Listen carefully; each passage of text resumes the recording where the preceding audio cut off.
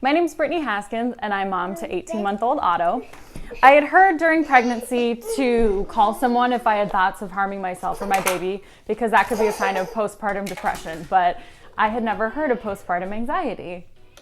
It wasn't until my 6-week follow-up appointment with my OB that she said, "I think you have postpartum anxiety." And I told her, no, like being around my baby calms me down. Like I love being around my baby. And she explained that postpartum anxiety can be a range of things. And I didn't know that my complete lack of appetite and my complete inability to sleep were all symptoms of postpartum anxiety. I was going absolutely out of my mind with insomnia at night. My husband would take shifts so that I could get some sleep, but I couldn't. My brain just wouldn't let me sleep. It wasn't dark thoughts, it wasn't ruminating thoughts or harming my baby or anything, so I didn't think it was postpartum. I just thought this was what being a mom was now.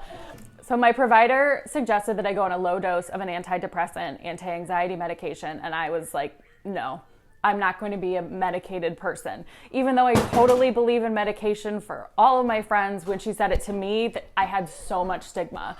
Thankfully, my nurse practitioner was amazingly open about her own journey with postpartum anxiety, and I left the room with a prescription that really ended up helping me.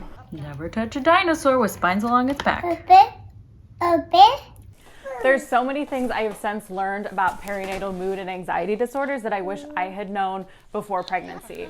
That symptoms aren't just wanting to harm your baby or the really sad things you see on the news. Lack of appetite, lack of sleep, sometimes rage for people, inexplicable and you don't know why, not even necessarily about your baby, can all be signs of postpartum depression or anxiety or even OCD. Postpartum is that entire year after the baby's born. So even if you've made it through the first 6 weeks or till you go back to work, it could really happen at any time. When he was 4 months old, I thought I was doing great, and then he started sleeping through the night, and it's like my brain knew, okay, he's fine now, you're gonna fall apart personally. So I just had to realize this was all part of the postpartum journey, and to use my tools of asking for help, staying on medication, not abusing caffeine to stay awake, and really just talking to people about it and being open with my support network, including my parents, to being like, we don't usually talk about mental health in this family, but this is what's happening, and yes, I'm on medication and it's helping me.